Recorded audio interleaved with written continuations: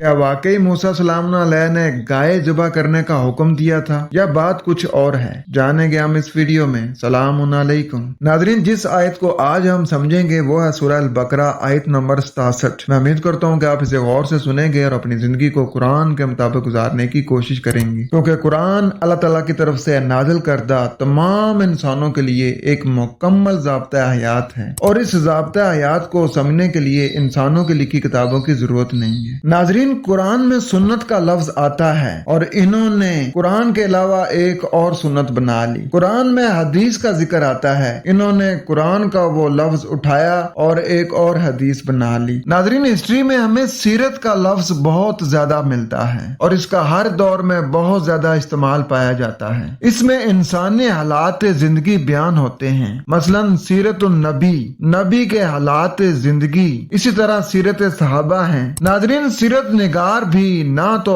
अरब और ना ही अहद नबूवत के वक्त मौजूद थे। अहद नबूवत और सहाबा के सदियों बाद इंसानों के लिखे हुए वाकयात दीन का हिस्सा नहीं है। कुरान में अहल बैत अंबिया कराम के पैरोकार जमात को कहा गया है, मगर मौरखीन मुफस्सिरीन ने इन कुरानी अल्फाज का मफहूम बदलकर नस्ली इम्तियाज और शख्सियत परस्ती की बुनियाद रख दी और इसकी रूह से पैदा की गई अकीदत ने उम्मत के इत्तेहाद को शदीद नुकसान पहुंचाया। इसी तरह सहाबा और अहले बैत के मानने वालों के दो ग्रोह बन गए। सीरत में रसूल, उनकी बीवियों और उनके तरबियत याफ्ता सहाबा के खिलाफ इखलाक सोज मवाद नकल किया गया जो मौजूदा तौहीन अमेज लिटरेचर की बुनियाद है। सीरत का ज्यादातर हिस्सा अशखास की वलादत शहादत के वाकयात से भरा हुआ है, जिसमें शख्सियत परस्ती व अकीदत की बुनियाद पर उनके फजाइल का बयान है। उनके दरमियान मुख्तलिफ मसालिक खुद को फरोग देते हैं, जबकि कुरान तमाम इंसानों को मुस्तकिल आलमगीर असूल और ज़ाब्ता देता है कि उनके मुताबिक वो अपनी शख्सियत की तामीर करें। दूसरा ये कि शहादत के मुकाम में गवाही, कुरान में शहीद का लफ्ज चश्मे व दीदा गवाह के लिए आया है। खुद अल्लाह तमाम कायनात पर शाहिद होने की वजह से खुद को शहीद कहता है। इन अल्लाह अला कुल्ली शहीन शहीद, बिलाशुबा अल्लाह हर चीज पर मुशाहिदा करने वाला है। लिहाजा कुरान में अल्लाह की राह में मारे जाने वाले को या किसी भी मुर्दा को शहीद नहीं कहा गया। कुरान का एक अहम असूल ये है कि वो किसी की भी शख्सी या जाती जिंदगी को दीन करार नहीं देता। दीन अल्लाह का दिया हुआ अटल ज़ाब्ता हयात है जो सिर्फ कुरान के अंदर महफूज है। दीन इस्लाम की बुनियाद सिर्फ कुरान पर है, ना कि तारीख पर। कुरान में अंबिया कराम की सीरत के बुनियादी खज़ोखाल बयान कर दिए गए हैं, वही सही मायनों में तमाम इंसानों के लिए उसवा हसना का दर्जा रखते हैं।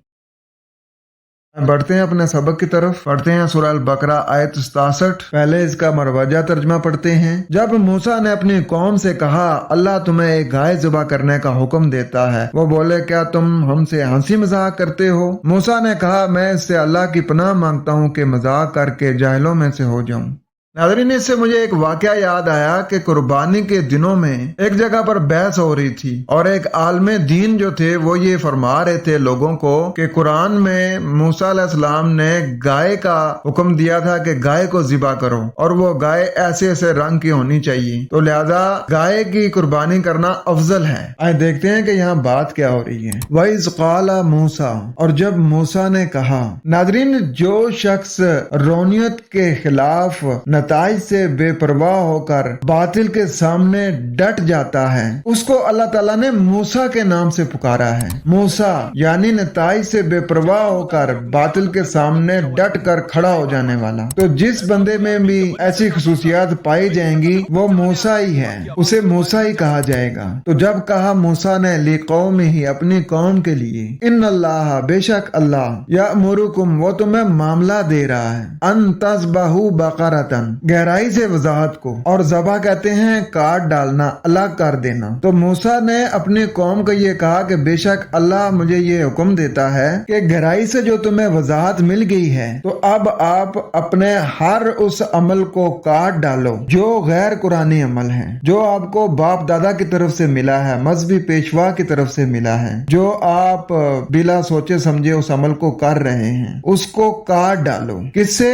अल्लाह ताला की हदायत से। کہ جو آپ کو حکم مل رہا ہے نا اس حکم سے اس کو کاٹ ڈالو کہ جس کے اوپر آپ پہلے تھے۔ قالوا اتتخذونا ہزوا، انہوں نے یہ کہا کہ کیا ہم سے تم یہ مذاق پکڑتے ہو؟ یعنی جو ہمارے آباء و اجداد، یعنی جو ہمارے مذہبی پیشوا، یعنی جو ہماری جماعت، ہمارا امیر، ہمارا فرقہ، جو انہوں نے ہمیں عقائد دیے ہیں، جو بچپن سے ہم جن کے اوپر عمل کرتے آ رہے ہیں، جن کو ہم فالو کرتے آ رہے ہیں، ان کو ہم کاٹ ڈالیں؟ تم یہ مذاق کر رہے ہو ہمارے ساتھ؟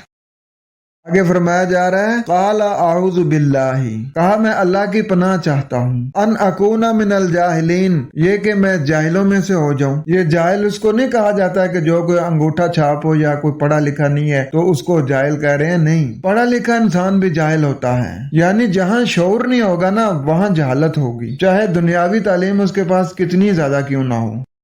تو جب موسیٰ نے اپنی قوم کے لیے کہا کہ بے شک اللہ وہ مجھے معاملہ دیتا ہے کہ تم گہرائی سے وضاحت پر الگ ہو جاؤ، تم میں جو مذہب نے چیزیں دی ہیں نا اسے کاٹ ڈالو، انہوں نے آگے سے کہا کہ کیا تم یہ مذاق پکڑتے ہو؟ کہا میں اللہ کی پناہ چاہتا ہوں یہ کہ میں جاہلوں میں سے ہو جاؤں، یعنی بغیر دلیل ڈٹنے والوں میں سے ہو جاؤں۔ ناظرین ذرا غور کریں کہ جیسا کہ تفسیر میں ملتا ہے کہ ایک گائے کو ذبح کرنے کا حکم ہوا تھا، غور کرنے کی بات ہے کہ ایک گائے ذبح کرنے سے لوگ کیوں پریشان ہوئے؟ ہمیشہ سے ہزاروں گائیں ذبح ہوتی رہی ہیں، اور یہ کہنا کہ کیا تم ہم سے مذاق کرتے ہو بہت عجیب لگتا ہے۔ یقیناً یہ کوئی گائے نہیں تھی بلکہ کوئی بہت ہی مقدس سی چیز یا مذہب یا عقیدہ تھا جسے چھوڑنے کے لیے وہ راضی نہ تھے، اور جس کے متعلق بات کرنے سے انسان جاہل یا عاقل ہو سکتا ہے۔ تو ناظرین آپ کو سمجھ آئی ہوگی کہ یہاں کہا جا رہا ہے کہ اور جب موسیٰ نے اپنی قوم کے لوگوں سے کہا کہ قدرت